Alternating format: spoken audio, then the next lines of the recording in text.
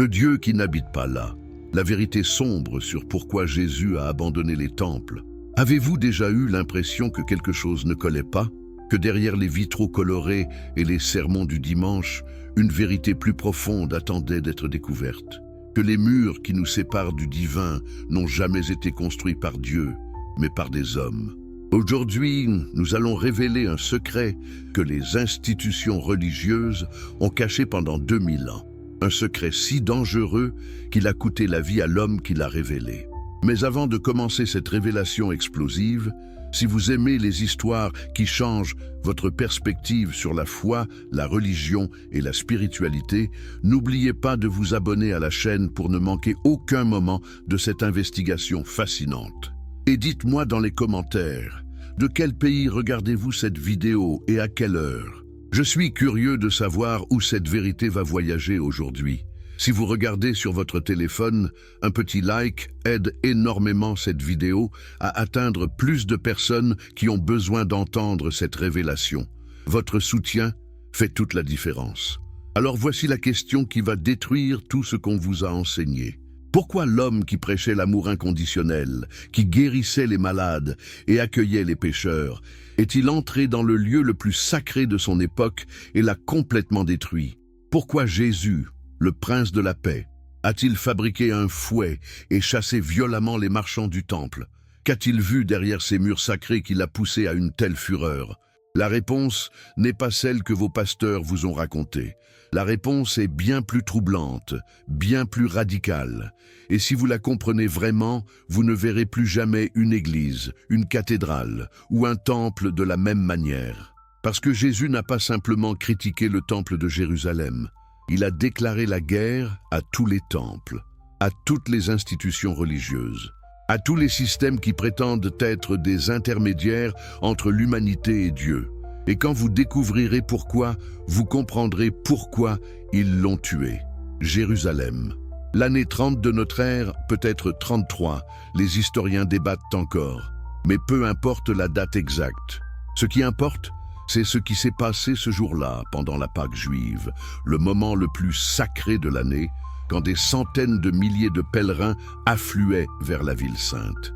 Imaginez les rues bondées, le bruit assourdissant des conversations dans une douzaine de langues différentes, l'odeur des animaux destinés au sacrifice, le tintement constant des pièces de monnaie échangées.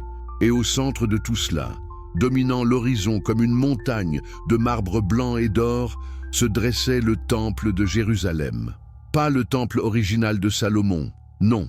Celui-là avait été détruit par les Babyloniens des siècles auparavant. Pas non plus le modeste temple reconstruit après l'exil. C'était le temple d'Hérode, une merveille architecturale qui avait nécessité 46 années de construction et qui n'était toujours pas complètement terminée.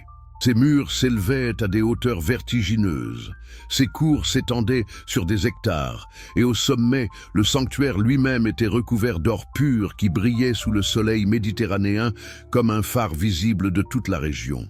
Mais qu'est-ce qui se passait vraiment à l'intérieur de ces murs magnifiques? Que cachaient ces pierres sacrées qui avaient coûté une fortune au peuple juif?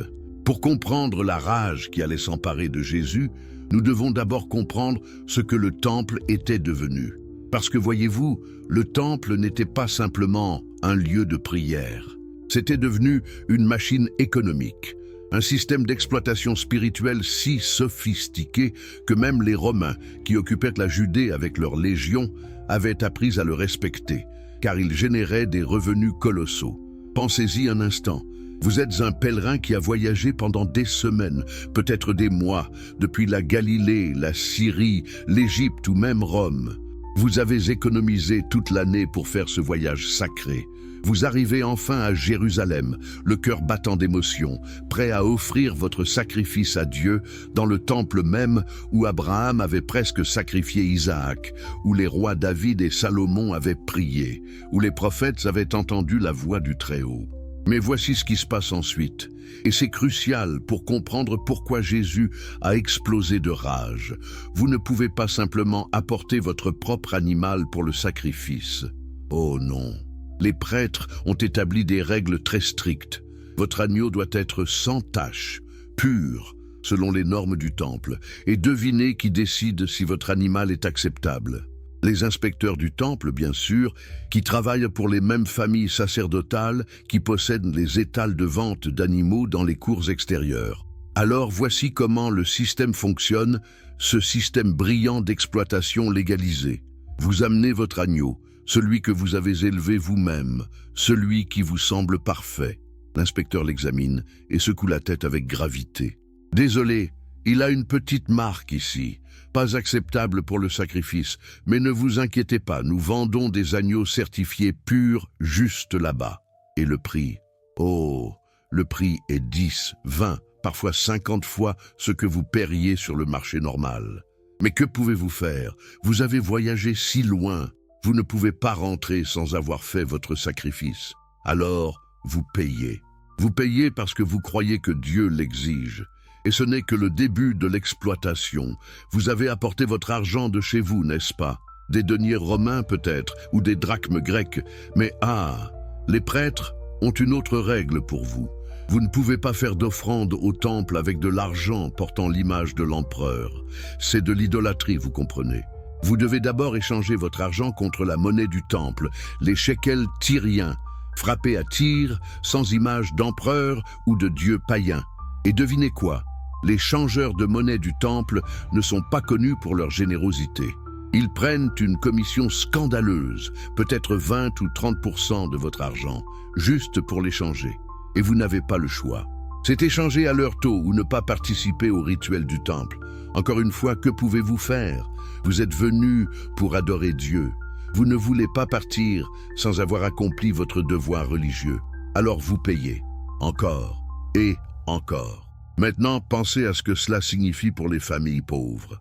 Une veuve qui a économisé ses 2 dernières pièces pour acheter 2 colombes, pour le sacrifice le plus modeste autorisé pour les pauvres. Elle arrive au temple et découvre que ces 2 pièces ne suffisent même pas à acheter une colombe au prix gonflé du temple. Que ressent-elle? Que pense-t-elle de Dieu à ce moment-là? Se sent-elle aimée par le Créateur de l'univers? Ou se sent-elle rejetée, indigne, trop pauvre pour mériter l'attention divine? C'est exactement ce que les familles sacerdotales voulaient. Plus les gens se sentaient indignes, plus ils étaient prêts à payer pour obtenir l'approbation divine. Plus le système était compliqué et intimidant, plus les gens dépendaient des prêtres pour naviguer dans ce labyrinthe de règles et de rituels. Et qui profitait de tout cela? Pas le peuple de Dieu, pas les pauvres, les veuves, les orphelins que la loi de Moïse commandait expressément de protéger. Non, c'étaient les familles sacerdotales, en particulier la famille du grand prêtre Caïphe et son beau-père Anne, qui contrôlaient ce commerce lucratif et s'enrichissaient scandaleusement sur le dos de la piété populaire. Les historiens juifs de l'époque, comme Joseph, ont documenté la corruption incroyable de ces familles sacerdotales. Ils vivaient dans des palais somptueux dans la ville haute de Jérusalem. Ils dînaient sur de la vaisselle importée de Rome. Ils portaient des vêtements de soie et de pourpre. Pendant ce temps, dans les rues en contrebas, des gens mouraient littéralement de faim. La disparité était obscène, grotesque, et tout cela était fait au nom de Dieu. Mais voici ce qui est encore plus troublant. Ce système n'était pas nouveau. Il n'était pas une aberration récente. Il s'était développé progressivement sur des siècles depuis que les Juifs étaient revenus de l'exil babylonien. Génération après génération, les règles étaient devenues plus complexes, les rituels plus élaborés, les exigences plus strictes. Et à chaque étape, quelqu'un profitait. Toujours les mêmes familles, toujours les mêmes cercles de pouvoir. Les prophètes avaient averti contre cela. Isaïe avait crié « À quoi me sert la multitude de vos sacrifices ?» dit l'Éternel. « Je suis rassasié des holocaustes de béliers et de la graisse des veaux.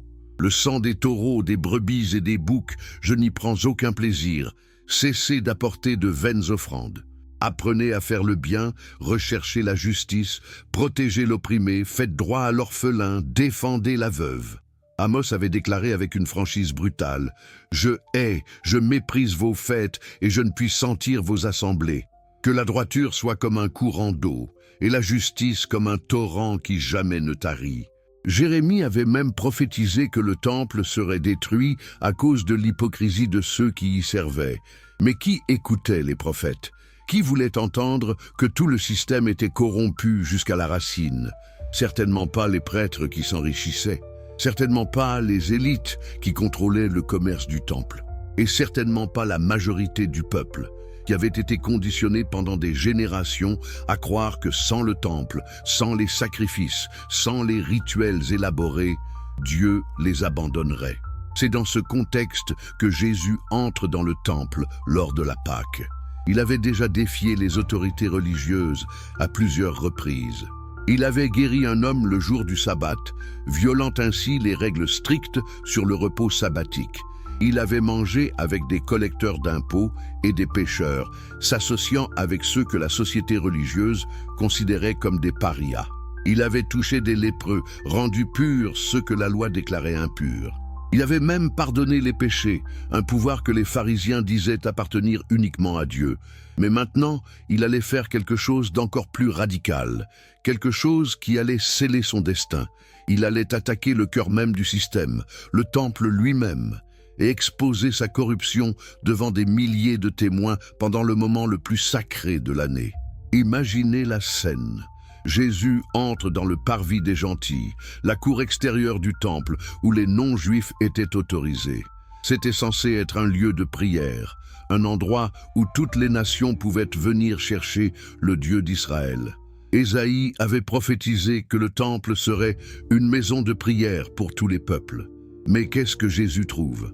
Un marché bruyant, chaotique, le bêlement des moutons et des chèvres, le roucoulement des colombes dans leurs cages, les cris des vendeurs vantant leurs animaux, le tintement des pièces de monnaie sur les tables d'échangeurs, l'odeur du fumier d'animal mélangé à celle de l'encens, des marchands se disputant avec des clients sur les prix, des inspecteurs rejetant des animaux pour forcer les gens à acheter les leurs. Et au milieu de tout ce chaos mercantile, des gentils essayant désespérément de trouver un endroit tranquille pour prier. Leur seul espace dans tout le complexe du temple était devenu un marché aux bestiaux. Comment étaient-ils censés chercher Dieu dans ce cirque commercial? Quelque chose se brise en Jésus à ce moment-là. Peut-être pense-t-il à toutes les fois où il a vu des pauvres exploités par ce système. Peut-être se souvient-il des paroles des prophètes que personne ne semble écouter. Peut-être voit-il dans ce marché sacrilège tout ce qui est faux dans la religion organisée. Tout ce qui sépare l'humanité de Dieu au lieu de l'en rapprocher. Il ne planifie pas ce qui va suivre. Il ne consulte pas ses disciples. Il ne fait pas de déclaration préalable. Il trouve simplement des cordes qui traînent, probablement utilisées pour attacher les animaux, et commence à les tresser. Méthodiquement, silencieusement, ses mains travaillent, formant un fouet à partir de ces cordes ordinaires. Et pendant qu'il tresse, peut-être que les paroles d'Ésaïe résonnent dans son esprit. « Ma maison sera appelée une maison de prière pour tous les peuples. Mais vous, vous en avez fait une caverne de voleurs. » Puis, le fouet terminé, Jésus se lève. Et tout bascule. Il commence à renverser les tables des changeurs de monnaie, le crash du métal sur la pierre alors que des centaines de pièces se répandent sur le sol de marbre. Les cris de surprise et d'indignation des marchands. Puis il s'attaque aux étals des vendeurs d'animaux. Les cages de colombes tombent et s'ouvrent, et soudain il y a des oiseaux partout, s'envolant vers le ciel dans une explosion de plumes blanches. Les moutons et les chèvres, effrayés par le chaos, s'échappent dans toutes les directions, bêlant frénétiquement, et Jésus n'est pas calme. Il n'est pas le Jésus doux et paisible des peintures religieuses. Il crie, sa voix résonnant dans les vastes cours du temple. Il est écrit: « Ma maison sera appelée une maison de prière. Mais vous, vous en avez fait une caverne de voleurs. » Les gens sont choqués. Des milliers de pèlerins regardent avec des yeux écarquillés cet homme qui démolit méthodiquement tout le système commercial du temple. Certains applaudissent, reconnaissant enfin quelqu'un qui dit ce qu'il pense depuis des années. D'autres sont horrifiés, convaincus qu'ils assistent à un sacrilège terrible. Les marchands courent dans tous les sens, essayant de récupérer leur argent et leurs animaux. Les gardes du temple sont paralysés, ne sachant pas comment réagir à cette insurrection spirituelle. Mais le plus révélateur de tout, ce sont les prêtres. Où sont-ils? Pourquoi n'interviennent-ils pas immédiatement pour arrêter cette violation du lieu sacré? Parce qu'ils savent. Au fond d'eux-mêmes, derrière toute leur rhétorique religieuse et leur justification théologique, ils savent que Jésus a raison. Ils savent que le temple est devenu exactement ce qu'il accuse, une caverne de voleurs. Et face à cette vérité proclamée publiquement devant des milliers de témoins, ils n'ont aucune défense morale. Alors ils restent là, dans leurs robes sacerdotales élaborées, incapables de bouger, incapables de parler, pendant que cet homme de Nazareth, ce charpentier sans formation rabbinique formelle, sans position dans la hiérarchie religieuse, sans aucune autorité officielle, nettoie la maison de Dieu avec une autorité morale si écrasante que personne n'ose le défier. Mais voici ce qui est crucial à comprendre, et c'est quelque chose que les sermons du dimanche ne vous diront jamais. Jésus ne critiquait pas simplement quelques pratiques commerciales douteuses. Il ne suggérait pas de petites réformes pour améliorer le système. Non, ce qu'il faisait ce jour-là était bien plus radical, bien plus dangereux. Il déclarait que le système entier était fondamentalement corrompu, que le temple lui-même, cette merveille architecturale, ce centre de la vie religieuse juive, ce lieu que des générations avaient considéré comme la demeure de Dieu sur terre, n'était plus ce qu'il prétendait être. Pensez à ce que cela signifiait. Pour un juif du 1er siècle, le temple n'était pas simplement un bâtiment important. C'était le lien entre le ciel et la terre. C'était l'endroit où Dieu avait choisi de faire résider sa présence. C'était le centre cosmique de l'univers, l'endroit même où le monde avait été créé selon certaines traditions. Dire que ce temple était corrompu, c'était remettre en question toute la structure de la société juive, toute l'économie de la Judée, tout le système de pouvoir qui maintenant l'ordre social. Et Jésus le savait. Il savait exactement ce qu'il faisait. Ce n'était pas un accès de colère impulsif. C'était un acte prophétique calculé, un défi direct lancé à toutes les autorités religieuses de son temps. Et à partir de ce moment, sa mort était pratiquement garantie, parce que les hommes au pouvoir ne pardonnent jamais à ceux qui exposent publiquement leur corruption. Mais pourquoi Jésus a-t-il fait cela? Qu'est-ce qui, dans le système du temple, le dérangeait tellement qu'il était prêt à risquer sa vie pour le confronter? Pour répondre à cette question, nous devons aller plus profondément. Nous devons comprendre non seulement ce que le temple était devenu, mais ce qu'il avait toujours été, ce qu'il représentait dans l'histoire d'Israël et dans la théologie juive. Le temple n'était pas juste un lieu de culte. C'était une déclaration théologique massive sur la nature de Dieu et sur la relation entre Dieu et l'humanité. Et cette déclaration, Jésus l'a rejetée complètement. Parce que voyez-vous, l'architecture même du temple incarnait une vision de Dieu que Jésus trouvait fondamentalement fausse. Imaginez que vous êtes un pèlerin ordinaire entrant dans le complexe du temple. Vous commencez dans le parvis des gentils, l'immense cour extérieure. C'est le seul endroit où les non-juifs peuvent aller.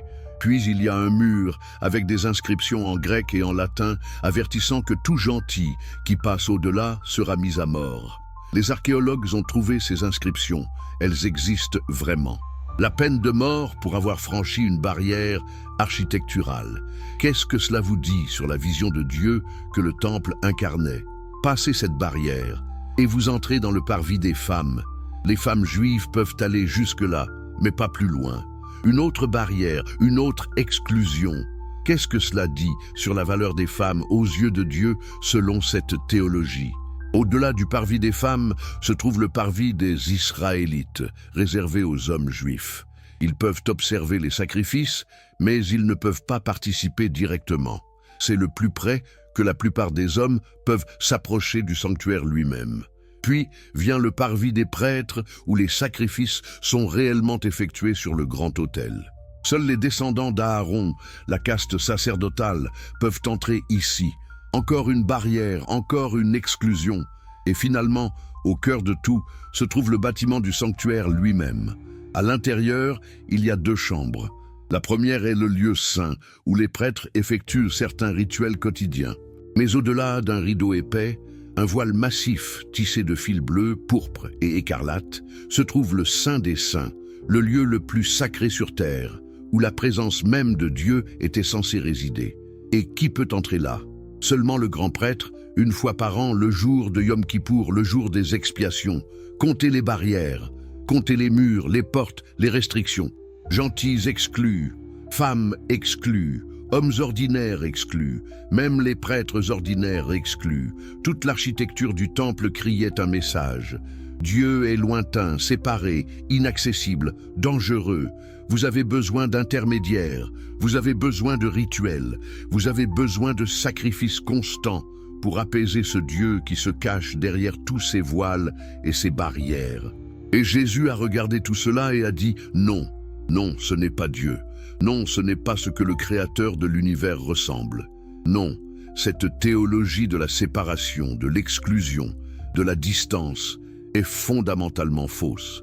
Mais comment le savait-il ? D'où Jésus a-t-il tiré cette conviction radicale que le système du temple était complètement dans l'erreur ? Pour comprendre cela, nous devons examiner son enseignement plus large, ses actions constantes, le modèle de son ministère, parce que l'incident du temple n'était pas isolé. C'était l'aboutissement de tout ce que Jésus avait enseigné et démontré depuis le début de son ministère public. Regardez qui Jésus choisissait de fréquenter, pas les grands prêtres dans leur palais, pas les pharisiens dans leurs écoles, pas les scribes dans leur bibliothèque. Non, Jésus passait son temps avec des collecteurs d'impôts considérés comme des traîtres qui collaboraient avec l'occupation romaine, avec des prostituées que la société religieuse rejetait comme irrémédiablement impures, avec des lépreux que la loi déclarait intouchables et qui devaient vivre en dehors des villes, avec des Samaritains que les Juifs considéraient comme des hérétiques corrompus, avec des gentils que le temple excluait de tout sauf de sa cour la plus extérieure. Pourquoi faisait-il cela ? Parce qu'il essayait de montrer au monde une vérité révolutionnaire. Dieu ne se trouve pas en haut d'une hiérarchie religieuse, cachée derrière des voiles et des barrières.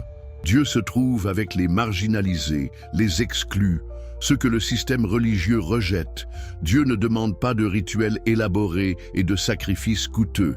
Dieu demande la compassion, la justice, l'amour sincère. Rappelez-vous comment Jésus a répondu quand on lui a demandé quel était le plus grand commandement. Il n'a pas dit « offrez des sacrifices parfaits au temple » ou « observez méticuleusement toutes les règles de pureté rituelle » ou « payez vos dîmes aux prêtres ».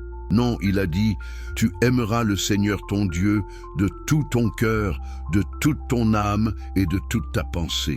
Et tu aimeras ton prochain comme toi-même. » 2 commandements simples et directs. Pas besoin de temple, pas besoin d'intermédiaire, pas besoin de système complexe de rituels. Et quand une femme samaritaine lui a demandé si les gens devaient adorer à Jérusalem ou sur le mont Garizim, le lieu sacré des Samaritains, qu'a répondu Jésus? A-t-il défendu le temple de Jérusalem? A-t-il insisté sur l'importance de venir au temple pour un culte approprié? Non, il a dit quelque chose de révolutionnaire. L'heure vient, et elle est déjà venue, où les vrais adorateurs adoreront le Père en esprit et en vérité, car ce sont de tels adorateurs que le Père recherche. Dieu est esprit, et ceux qui l'adorent doivent l'adorer en esprit et en vérité. Comprenez-vous l'importance de cette déclaration? Jésus disait que le lieu n'a pas d'importance. Le temple n'a pas d'importance. Les montagnes sacrées n'ont pas d'importance. Ce qui importe, c'est l'état intérieur du cœur, l'authenticité de la connexion spirituelle. En d'autres termes, tout le système du temple, avec son insistance sur l'importance du lieu spécifique, des rituels spécifiques, des intermédiaires spécifiques, était fondamentalement erroné. Mais allons encore plus loin. Après que Jésus ait chassé les marchands du temple, quelque chose d'encore plus significatif s'est produit. Les autorités religieuses sont venues le confronter, exigeant de savoir par quelle autorité il faisait ces choses. Et Jésus leur a répondu par une déclaration si choquante, si scandaleuse, qu'elle garantissait pratiquement sa condamnation. « Détruisez ce temple, et en 3 jours, je le relèverai. » Les Juifs étaient horrifiés. « Il a fallu 46 ans pour construire ce temple, et tu le relèveras en 3 jours ?» Ils pensaient qu'il parlait du bâtiment physique, cette merveille d'architecture qui avait nécessité presque un demi-siècle de travail constant. Mais l'évangile de Jean nous dit que Jésus parlait du temple de son corps. Il parlait de sa mort et de sa résurrection. Mais pensez à ce que cela signifie vraiment. Jésus disait que lui-même, son propre corps, sa propre personne, était le véritable temple. Pas le bâtiment à Jérusalem avec tous ses murs et ses barrières. Pas le système sacrificiel avec tous ses rituels élaborés. Mais un être humain, une personne vivante. Lui d'abord, mais par extension, chaque personne. Parce que si le corps de Jésus est un temple, et si Jésus représente l'humanité dans sa plénitude, alors chaque corps humain est potentiellement un temple. C'était une théologie révolutionnaire, démocratique, radicale. Cela signifiait que vous n'aviez pas besoin d'aller à Jérusalem pour rencontrer Dieu. Vous n'aviez pas besoin de passer par les prêtres. Vous n'aviez pas besoin de sacrifices coûteux. Vous n'aviez pas besoin de rituels de purification élaborés, parce que Dieu n'habitait pas dans un bâtiment de pierre et d'or. Dieu habitait en vous, dans votre propre conscience, dans votre propre cœur. Pouvez-vous imaginer à quel point c'était dangereux pour les autorités religieuses? Toute leur puissance reposait sur le contrôle du temple, sur leur rôle d'intermédiaire entre Dieu et le peuple. Si les gens découvraient qu'ils n'avaient pas besoin du temple, qu'ils n'avaient pas besoin de prêtres, qu'ils pouvaient accéder directement à Dieu par eux-mêmes, tout le système s'effondrerait. Les familles sacerdotales perdraient leur richesse. Les pharisiens perdraient leur influence. Les scribes perdraient leur autorité en tant qu'interprètes de la loi. Alors ils ont comploté pour le tuer. Pas parce qu'il prétendait être le Messie, beaucoup avaient fait cette prétention avant lui. Pas parce qu'il accomplissait des miracles, les miracles pouvaient être expliqués de diverses manières, mais parce qu'il menaçait directement le système de pouvoir qui contrôlait toute la société juive. Et voici quelque chose que la plupart des chrétiens ne réalisent jamais. Jésus savait exactement ce qu'il faisait. Il savait que chasser les marchands du temple signait son arrêt de mort. Il savait que déclarer le temple obsolète provoquerait les autorités religieuses au-delà de toute possibilité de réconciliation. Mais il l'a fait quand même. Parce que pour lui, libérer les gens de ce système oppressif de religion organisée valait sa propre vie. Pensez à l'incroyable courage que cela nécessitait. Jésus n'était pas stupide, il n'était pas naïf. Il comprenait le pouvoir et la politique. Il savait que les familles sacerdotales avaient les ressources pour le faire arrêter. Il savait qu'elles avaient l'influence auprès des Romains pour le faire exécuter. Pourtant, il est entré dans le temple avec ce fouet de cordes, seul contre tout le système, et a agi selon sa conscience, même si cela signifiait sa mort. C'est ça, la véritable sainteté. Pas suivre les rituels religieux, pas obéir aux autorités religieuses, mais avoir le courage de défendre la vérité même quand toutes les structures de pouvoir se dressent contre vous. Maintenant, approfondissons ce que Jésus voyait réellement dans le temple qui le dérangeait tant. Ce n'était pas seulement la corruption, aussi terrible qu'elle fût. C'était quelque chose de plus profond, de plus théologique, de plus fondamental sur la nature même de la religion organisée. Le temple incarnait ce qu'on pourrait appeler la théologie de la médiation, l'idée que les gens ordinaires ne peuvent pas approcher Dieu directement, qu'ils ont besoin d'intermédiaires, de médiateurs, de prêtres qui se tiennent entre eux et le divin. Cette théologie créait naturellement une hiérarchie, avec les gens ordinaires en bas et les grands prêtres en haut, et Dieu quelque part loin au-dessus de tout, caché derrière des voiles et des barrières. Cette théologie servait merveilleusement bien ceux qui étaient au pouvoir.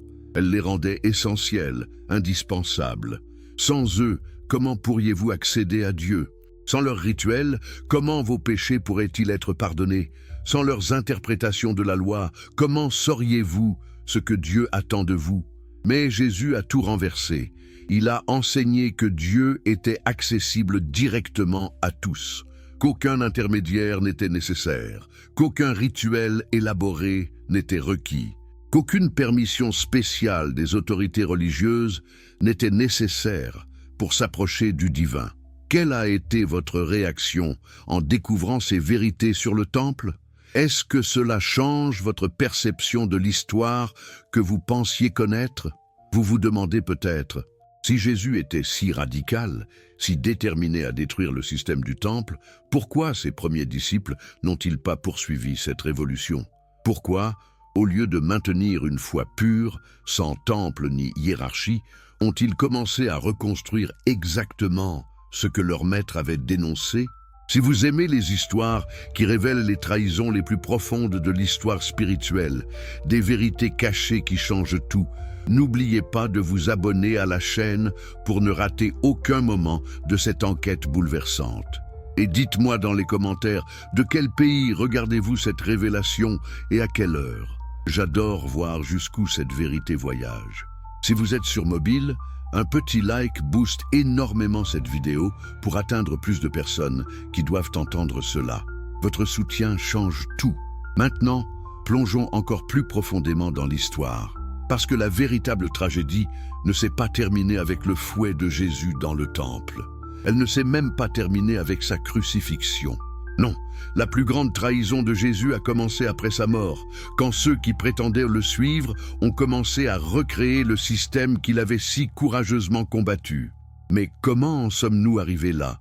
Comment le mouvement le plus révolutionnaire de l'histoire humaine s'est-il transformé en une nouvelle religion institutionnelle, avec de nouveaux temples, de nouveaux prêtres et de nouveaux rituels? Pour comprendre cela, nous devons remonter aux origines mêmes du christianisme primitif et voir comment, génération après génération, la pureté originelle a été corrompue. Imaginez Jérusalem en l'an 30, juste après la crucifixion de Jésus. La ville est encore sous le choc. Les disciples, terrifiés, se cachent derrière des portes verrouillées, convaincus que les autorités religieuses viendront les arrêter à tout moment. Et pourtant, quelque chose d'extraordinaire se produit. Des femmes vont au tombeau et le trouvent vide. Pierre et Jean courent vérifier. Et soudain, les rapports commencent à circuler. Jésus est ressuscité. Il apparaît à ses disciples, mange avec eux, leur explique les Écritures d'une manière nouvelle. Pendant les 40 jours suivants, Jésus enseigne à ses disciples.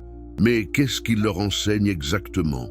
Les évangiles ne le disent pas en détail, mais nous pouvons déduire de leurs écrits ultérieurs. Il leur enseigne que le royaume de Dieu n'est pas un royaume politique avec Jérusalem comme capitale. Il leur enseigne que le véritable temple n'est pas fait de pierre, mais de vies humaines transformées. Il leur enseigne que l'accès à Dieu est direct, personnel, immédiat, pas à travers des intermédiaires religieux. Regardez les premiers chrétiens. Pendant les 3 premiers siècles, ils n'avaient pas de temple, pas de bâtiment sacré, pas de hiérarchie formelle de prêtres. Ils se réunissaient dans des maisons particulières, partageaient leurs biens en commun, rompaient le pain ensemble en mémoire de Jésus, chantaient des psaumes et priaient simplement. C'était une communauté radicalement égalitaire, où hommes et femmes prophétisaient ensemble, où les esclaves et les maîtres priaient côte à côte, où les riches vendaient leurs possessions pour aider les pauvres. L'historien Eusèbe de Césarée, dans son histoire ecclésiastique, décrit ces premières communautés comme des familles spirituelles, où nul n'était riche ni pauvre, mais tous étaient égaux devant Dieu. Justin Martyr, un apologiste chrétien du IIe siècle, écrivait que les chrétiens se réunissent le dimanche pour prier et rompre le pain, mais aussi pour recueillir des offrandes destinées aux orphelins, aux veuves et aux malades.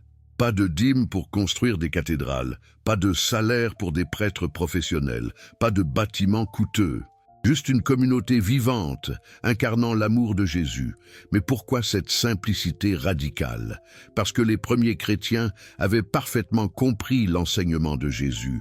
Quand il avait nettoyé le temple, il n'avait pas suggéré des réformes. Il avait déclaré le système entier obsolète. Quand il avait dit « le royaume de Dieu est au-dedans de vous », il avait aboli la nécessité de lieux sacrés. Quand il avait appelé Dieu « Abba », Père intime, il avait démocratisé la relation spirituelle. Les premiers chrétiens vivaient cela. Ils étaient le temple vivant dont parlait Paul. Ne savez-vous pas que vous êtes le temple de Dieu et que l'Esprit de Dieu habite en vous? Pensez à cela. Et pendant 300 ans, malgré des persécutions cruelles sous Néron, Domitien, Dès, Dioclétien, les chrétiens ont refusé de construire des temples. Pourquoi? Parce qu'ils savaient que cela aurait trahi Jésus. Parce qu'ils savaient que les temples, crée des hiérarchies, que les hiérarchies créent du pouvoir, que le pouvoir corrompt. Ils avaient vu ce qui était arrivé au judaïsme. Ils ne voulaient pas répéter la même erreur. Les Romains eux-mêmes étaient perplexes. Pourquoi ces gens refusaient-ils de construire des temples à leurs dieux? Pourquoi ne payaient-ils pas de prêtres professionnels? Pourquoi se réunissaient-ils secrètement dans des maisons au lieu d'avoir des édifices publics? Pour les Romains, la religion était un contrat social.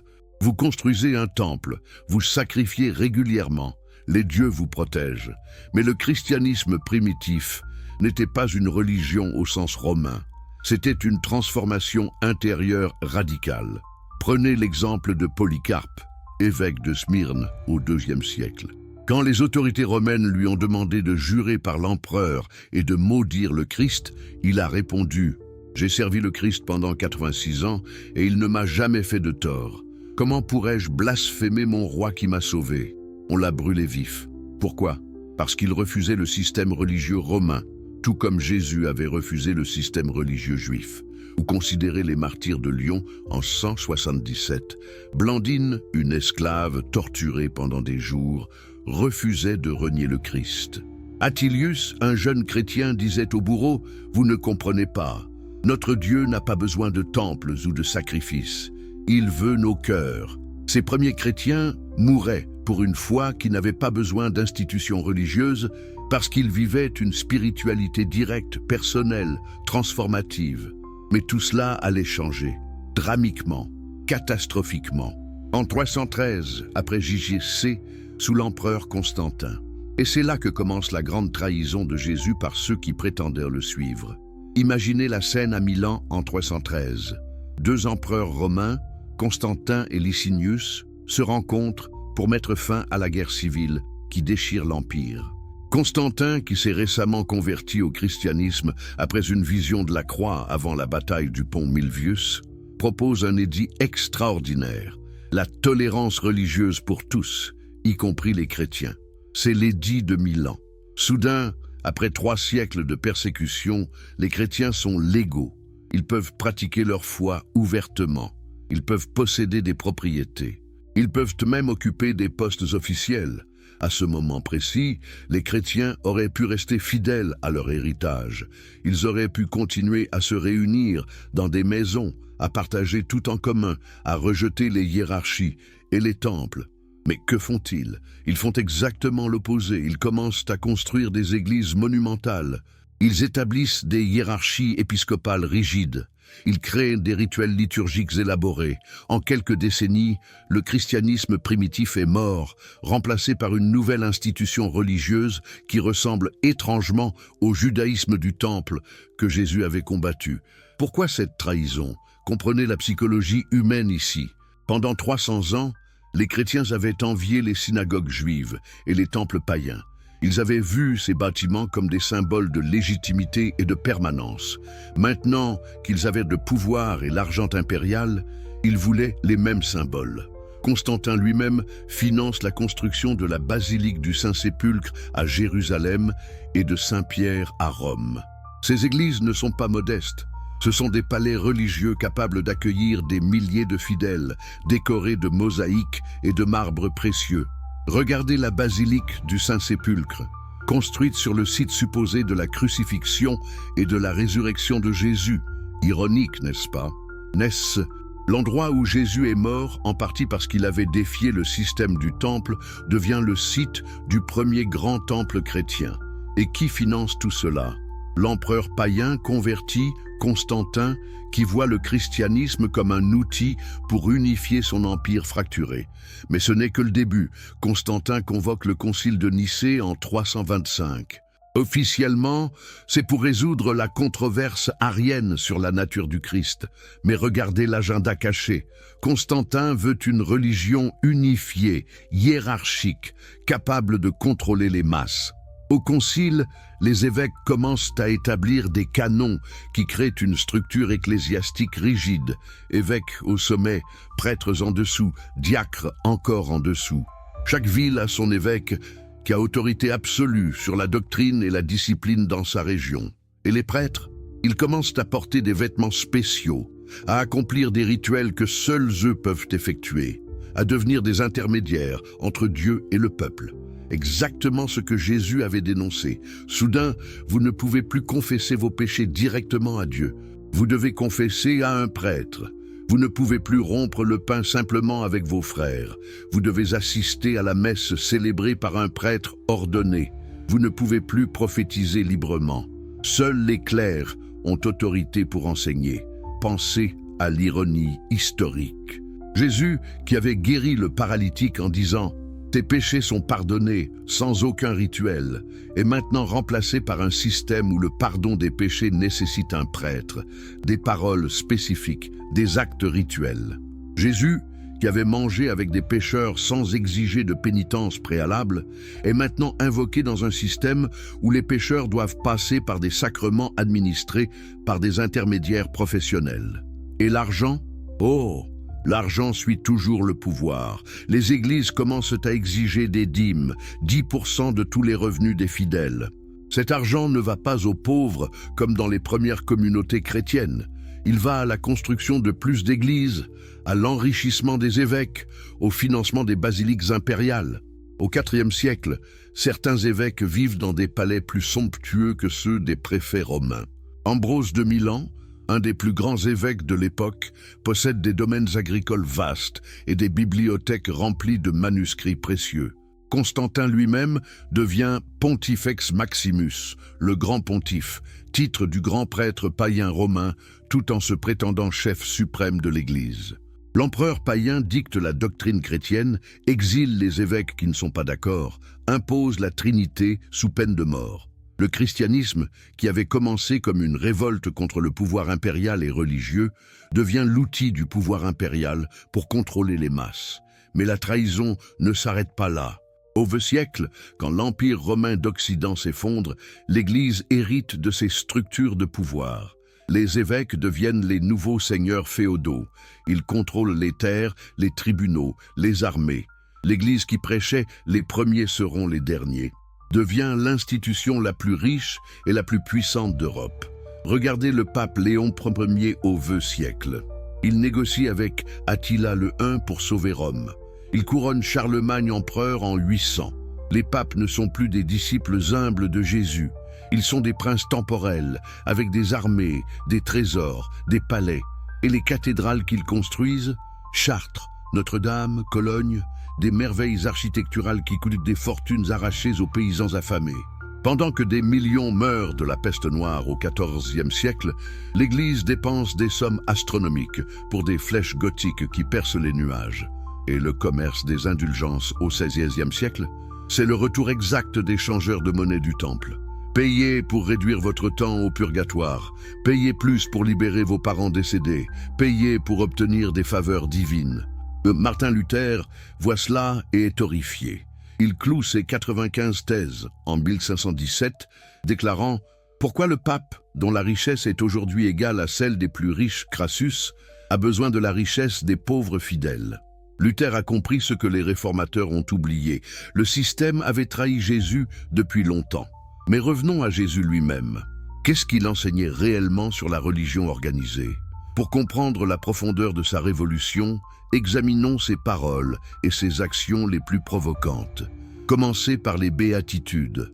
Heureux les pauvres en esprit, car le royaume des cieux est à eux. Qui sont les pauvres en esprit?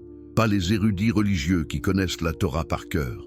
Pas les prêtres qui récitent des centaines de lois rituelles. Non, les pauvres en esprit sont ceux qui reconnaissent leurs besoins spirituels profonds, ceux que le système religieux a rejetés comme ignorants ou indignes. Jésus place les exclus en tête de la hiérarchie spirituelle divine. Heureux ceux qui pleurent, pas ceux qui feignent la piété avec des visages longs et des prières théâtrales, mais ceux qui ressentent vraiment la douleur du monde, ceux que la religion organisée ignore ou méprise. Heureux les affamés et altérés de la justice, pas les affamés de titres religieux ou de positions d'autorité, mais ceux qui veulent un monde juste, exactement l'opposé des systèmes religieux qui prospèrent sur l'injustice. Et la plus révolutionnaire, heureux ceux qui sont persécutés pour la justice, car le royaume des cieux est à eux. Jésus identifie les perdants du système religieux comme les vrais gagnants aux yeux de Dieu. Les pharisiens persécutaient les pécheurs. Jésus était persécuté par les pharisiens. Qui avait raison? Pas les persécuteurs avec leurs titres et leurs robes, mais les persécutés avec leur cœur brisé. Maintenant, regardez comment Jésus traite les autorités religieuses. Dans Matthieu 23, il prononce 7 malédictions contre les scribes et les pharisiens. Écoutez la fureur de ces paroles. Malheur à vous, scribes et pharisiens hypocrites, parce que vous fermez aux hommes l'entrée du royaume des cieux. Vous n'y entrez pas vous-même, et vous empêchez d'y entrer ceux qui le veulent. Comprenez-vous? Jésus accuse les leaders religieux d'être les principaux obstacles entre les gens et Dieu. Pas des facilitateurs, pas des guides, mais des bloqueurs. Ils rendent la foi compliquée avec des centaines de règles mineures, tout en ignorant les grandes exigences morales de justice et d'amour. Il continue. Malheur à vous, scribes et pharisiens hypocrites, parce que vous ressemblez à des sépulcres blanchis qui paraissent beaux au dehors et qui au-dedans sont pleins d'ossements de mort et de toute espèce d'impureté. Belle image. À l'extérieur, robes élégantes, prières publiques, apparence de sainteté. À l'intérieur, corruption, hypocrisie, mort spirituelle. Et la plus accablante, serpent, race de vipères. Comment échapperez-vous au châtiment de la géhenne? Jésus compare les leaders religieux à des serpents venimeux. Pas exactement le langage qu'on attend d'un bon maître doux et gentil. C'est le langage d'un prophète enragé face à la corruption spirituelle. Pourquoi cette hostilité? Parce que Jésus voyait que la religion organisée crée inévitablement de l'hypocrisie. Elle récompense l'apparence plus que la réalité.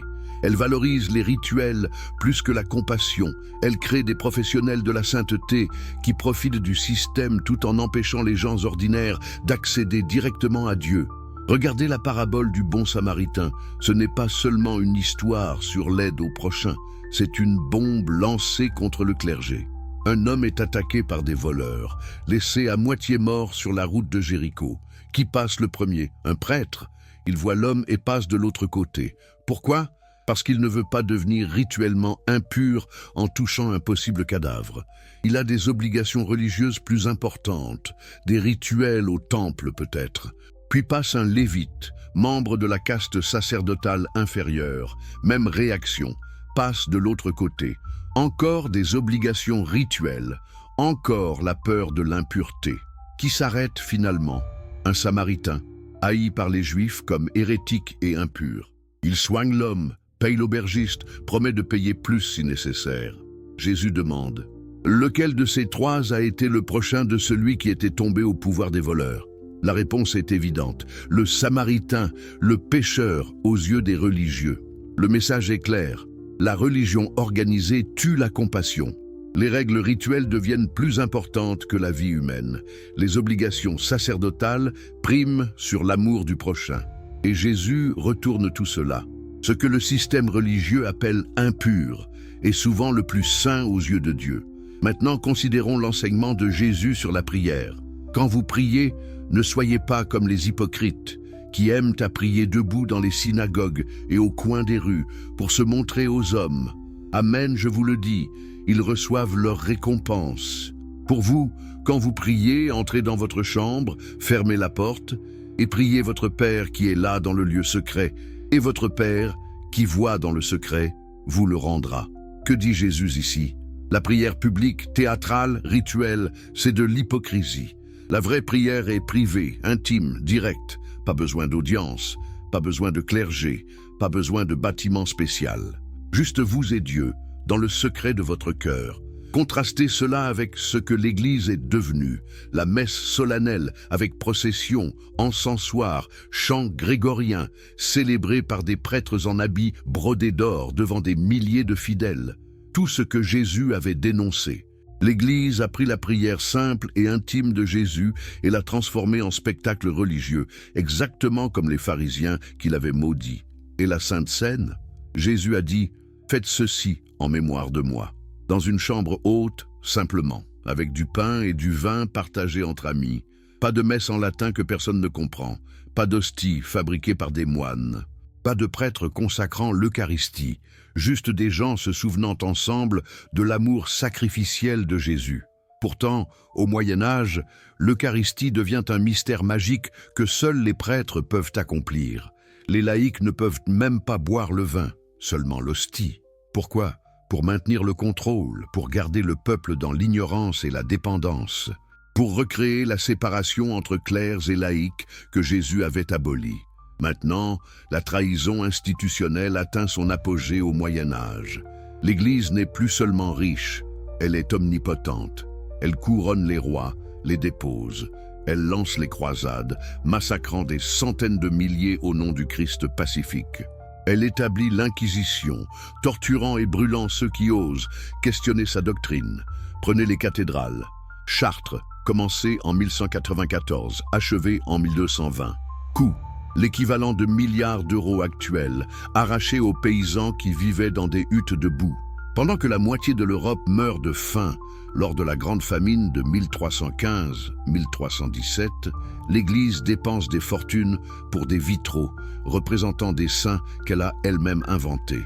Et le clergé? Au XIVe siècle, il y a plus de 100 000 prêtres en France pour 15 millions d'habitants. Beaucoup sont illettrés, concubinaires, corrompus. Ils vivent dans le luxe, pendant que les paysans pètent la dîme même après les mauvaises récoltes. Le poète François Villon écrivait « Les prêtres mangent les agneaux et les bergers lapent le lait. Puis vient la réforme. Luther, Calvin, Zwingli voient la corruption et tentent de revenir aux sources. Luther traduit la Bible en allemand pour que le peuple puisse lire directement la parole de Dieu, sans prêtres intermédiaires. Calvin instaure une église plus simple à Genève. Mais même eux ne vont pas assez loin. Ils gardent les pasteurs professionnels, les églises bâties, les sacrements. La révolution reste incomplète. Au XVIIe siècle, les Quakers anglais, les plus proches de l'esprit originel de Jésus, rejettent complètement les prêtres, les églises, les sacrements. George Fox prêche « Christ est venu abolir le prêtre et la messe ». Ils se réunissent en silence, attendant que Dieu parle directement à chaque cœur. Résultat, persécution féroce par catholiques et protestants. Personne ne veut d'un christianisme sans intermédiaire. Aujourd'hui, que voyons-nous? Des méga-churches avec des pasteurs millionnaires voyageant en jet privé, des cathédrales de milliards de dollars pendant que des enfants meurent de faim, des scandales sexuels couverts par des hiérarchies ecclésiastiques. L'histoire se répète. La religion organisée prospère sur la séparation, l'exploitation, le contrôle. Mais Jésus avait raison. Regardez sa prophétie.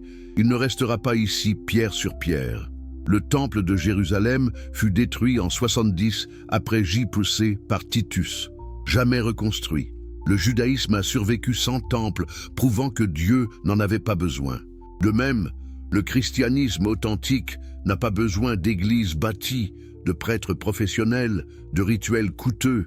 La vérité sombre est que Jésus n'a pas abandonné les temples. Dieu ne les a jamais habités. Ils étaient des constructions humaines pour contrôler l'accès au divin. Jésus est venu nous libérer de cela. Mais nous avons choisi les chaînes familières. Et vous? Allez-vous continuer à chercher Dieu dans des bâtiments faits par des hommes, ou aurez-vous le courage de chercher dans le temple vivant que vous êtes? La révolution de Jésus continue.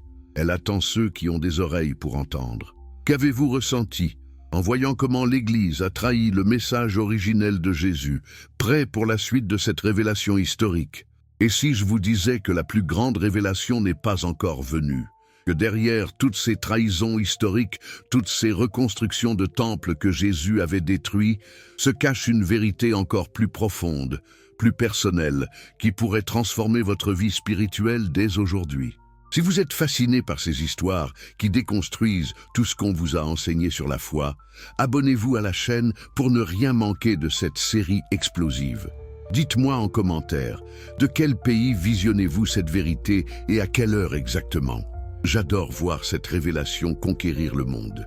Et si vous êtes sur mobile, un simple like booste énormément la portée pour toucher plus de cœurs en quête de vérité authentique.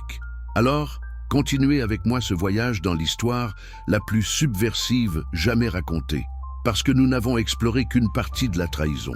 Il reste à découvrir comment le message originel de Jésus, cette révolution spirituelle pure, sans intermédiaire, sans bâtiments, sans rituels oppressants, a été systématiquement étouffé, réécrit, institutionnalisé génération après génération.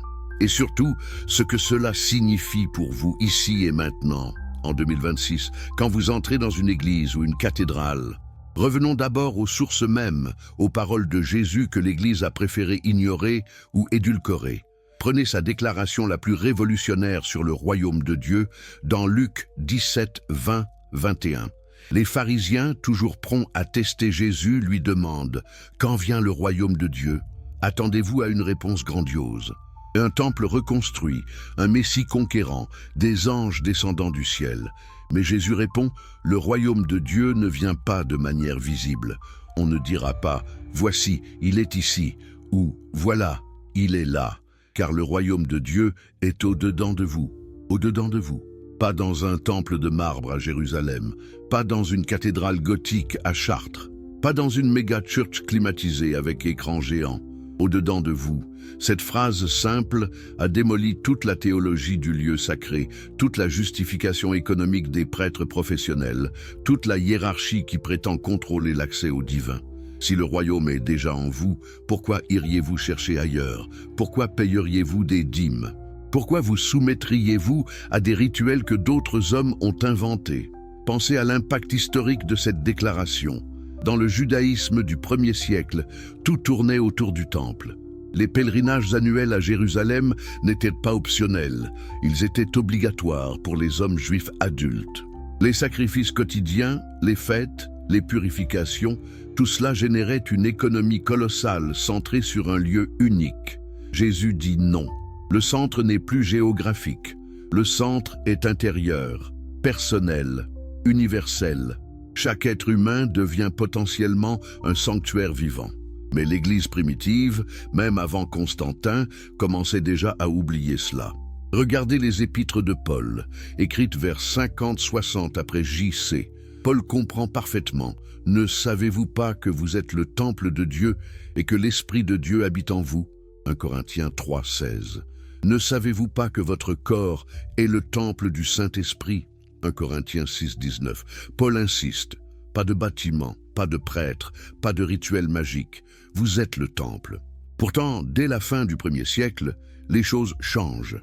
La Didaché, un manuel chrétien ancien, commence à réglementer les jeûnes, les prières, les baptêmes, avec une formalisation qui sent déjà l'institution.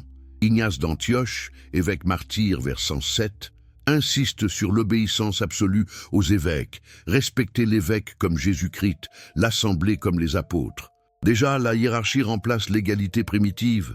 Au IIe siècle, Justin Martyr décrit le culte dominical avec lecture, homélie, Eucharistie, une liturgie naissante qui ressemble de plus en plus à une synagogue juive. Irénée de Lyon combat les gnostiques, mais en imposant une orthodoxie contrôlée par les évêques. Clément d'Alexandrie parle déjà de tradition apostolique, transmise par succession épiscopale. Le mouvement charismatique, prophétique, égalitaire des origines durcies en structure rigide. Pourquoi ce virage? 3 raisons historiques majeures. D'abord, la mort des apôtres. Sans témoins oculaires de Jésus, l'autorité passe aux successeurs. Ensuite, la croissance numérique. Des petites maisons-communautés aux milliers de convertis urbains, il faut organiser. Enfin, la pression romaine. Pour être pris au sérieux face aux cultes païens avec leurs temples imposants, les chrétiens veulent des symboles de légitimité, des bâtiments, des hiérarchies visibles. Mais le tournant décisif reste Constantin.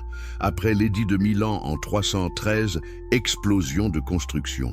La basilique de Saint-Jean de Latran à Rome, mère de toutes les églises. La basilique de la Nativité à Bethléem, l'Anastasis à Jérusalem. Ces édifices ne sont pas humbles. Longueur de 100 mètres, capacité de 5000 fidèles, marbre d'Orient, colonnes de porphyre, plafond doré. L'empereur païen converti finance tout, voyant dans le christianisme unificateur impérial.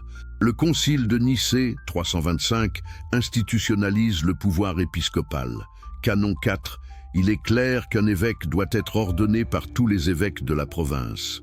Canon 6 reconnaît l'autorité métropolitaine. Canon 18 réglemente les clercs. Soudain, Une caste sacerdotale professionnelle émerge, avec vêtements liturgiques, célibat naissant, pouvoir sacramentel exclusif. L'égalité des premiers chrétiens meurt sous les canons impériaux. Au XIVe siècle, les pères cappadociens, Basile de Césarée, Grégoire de Nazianze, Grégoire de Nice, théologisent cette hiérarchie. Basile écrit sa liturgie divine, encore utilisée dans l'Église orthodoxe, avec procession, encens, diacres assistants. Grégoire de Nice compare l'évêque au Christ, le prêtre à un ange, le diacre au prophète. La théologie devient justification du pouvoir clérical. Théodose Ier fait du christianisme nicéen religion d'État en 380, édit de Thessalonique. Païens persécutés, temples détruits, hérétiques exilés. L'Église qui naquit persécutée devient persécutrice. Augustin d'Hippone, dans La Cité de Dieu, justifie la violence contre les donatistes, compelle intrare, contraint-les à entrer. L'amour violent remplace l'amour non violent de Jésus. L'effondrement romain, 476, fait de l'Église le seul pouvoir stable. Grégoire le Grand, 590-604, organise l'Europe post-romaine, dîmes obligatoires, évêchés comme duchés, moines comme administrateurs. L'Église hérite des latifundia romains, devient seigneur féodal. Au 8e siècle, donation de Constantin, fausse mais crue vraie, donne au pape Rome et l'Occident. Les papes couronnent les empereurs, dirigent les conciles, lancent les croisades. Les croisades, première en 1095, prêchée par Urbain II, Dieu le veut. 100 000 chevaliers massacrent musulmans, juifs, hérétiques byzantins. Saccage de Constantinople, 1204, par les chrétiens de la 4e croisade. Pendant ce temps, les Templiers amassent richesses orientales. Saladin reprend Jérusalem en 1187, prouvant que Dieu n'était pas du côté des croisés. L'Inquisition naît au XIIIe siècle. Dominique de Guzman fonde les Dominicains pour prêcher aux hérétiques. Grégoire IX institutionnalise la torture en 1231. Les cathares du Languedoc, qui rejettent Rome, possèdent peu, vivent simplement, exterminés. 500 000 morts estimés. Arnaud Amalric déclare à Béziers, 1209, « Tuez-les tous, Dieu reconnaîtra les siens ». Le massacre des innocents au nom du Christ pacifique. Au XIVe siècle, la papauté d'Avignon, 1309-1377, voit les papes français captifs des rois. Luxe scandaleux. Jean XXIII amasse 25 millions de florins d'or, équivalent milliards actuels. Le grand schisme d'Occident, 1378-417, 2, puis 3 papes se maudissant mutuellement. Concile de Constance, 414-418, dépose les 3, élit Martin Saint, mais brûle Jean Hus pour avoir prêché l'égalité. La Renaissance papale, 15-16, transforme le Vatican en cour princière. Alexandre VI Borgia, 1492-1503. Orgie, empoisonnement, 9 enfants illégitimes. Jules II, 1508-1513, guerrier en armure, commande la Sixtine à Michel-Ange. Léon dit Médicis, 1513-1521. Puisqu'on nous a concédé le pape, profitions-en. Vente d'indulgence pour finir Saint-Pierre. Luther voit cela en pile 517 à Wittenberg. Johann Tetzel vend des indulgences. Dès que la monnaie teinte dans le tronc, l'âme sort du purgatoire. Luther cloue 95 thèses. Pourquoi le pape ne vide-t-il pas le purgatoire gratis? Excommunié, il traduit la Bible en allemand, 1522-1534, permettant la lecture directe sans prêtre. Réforme protestante, sacerdoce universel, Bible seule, foi seule. Mais même Luther garde église, pasteur salarié, sacrement. Calvin à Genève, 1136-1564, instaure théocratie stricte. Adultère, mort, blasphème, nabuché. Les anabaptistes, plus radicaux, rejettent baptême infantile, église bâtie, violence étatique.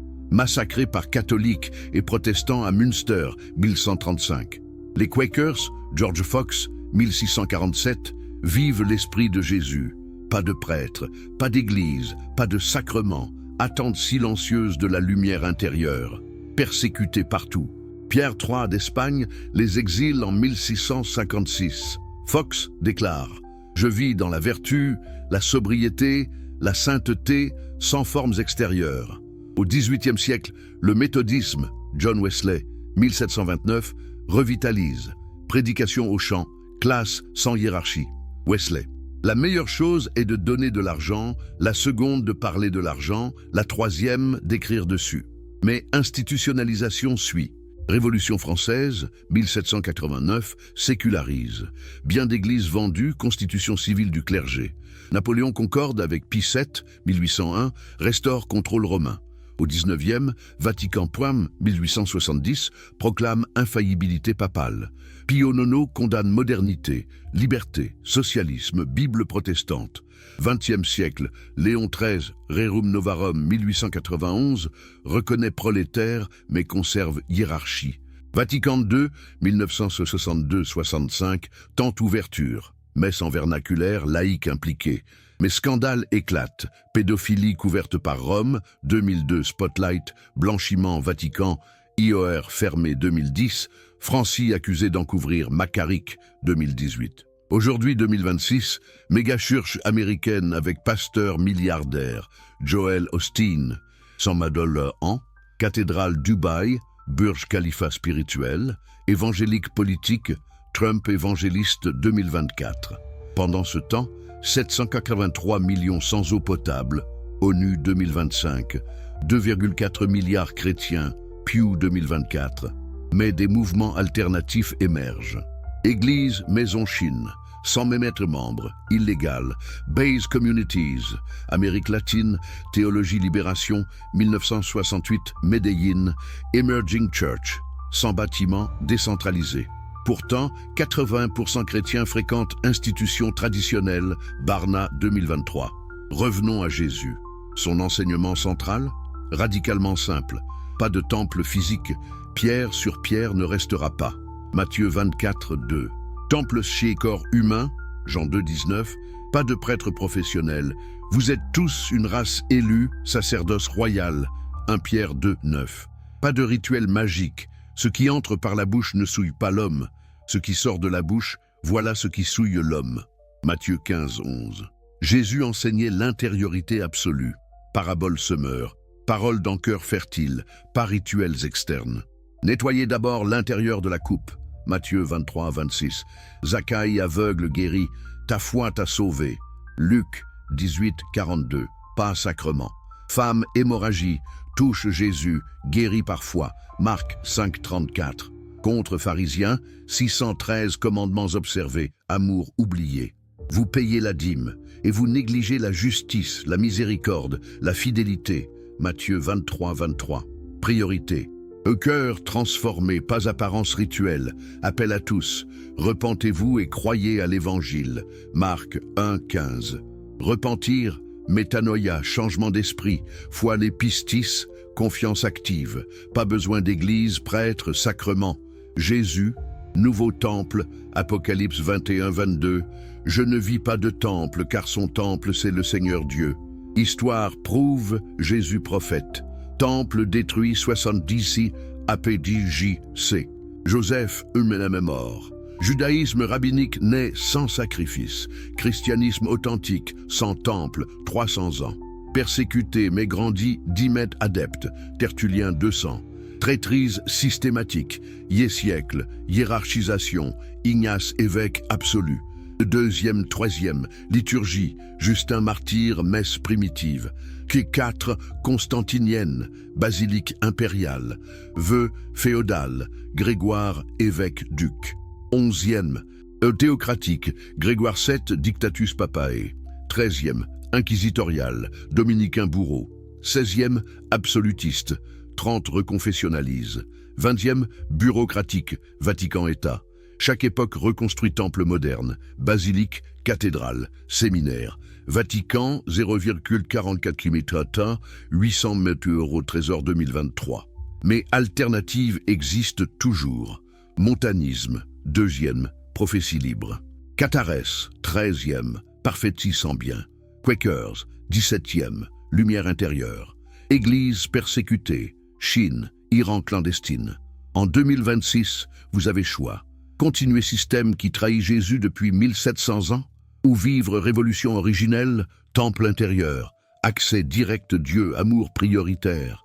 Jésus conclut, sur cette pierre je bâtirai mon église. Matthieu 16, 18. Quelle pierre? Pas Pierre évêque, Pétros de sa pierre brute. Église de sa communauté transformée, pas institution. Apocalypse 18. Babylone, religion organisée, tombe. Sortez du milieu d'elle, mon peuple, appel éternel. Votre corps, de ce temple Saint-Esprit. Votre cœur, déjà autel, sacrifice louange. Votre vie, culte raisonnable. Romains 12, 1. Histoire montre. Institution corrompe. Jésus libère. Choix à vous. Détruirez-vous vos temples intérieurs pour aimer Dieu directement? Ou rebâtirez-vous chaînes familières? Révolution. Jésus continue. Rejoignez-la. Quelle vérité vous a le plus choqué? Prêt à découvrir comment vivre cela aujourd'hui? Commentez pays, heure.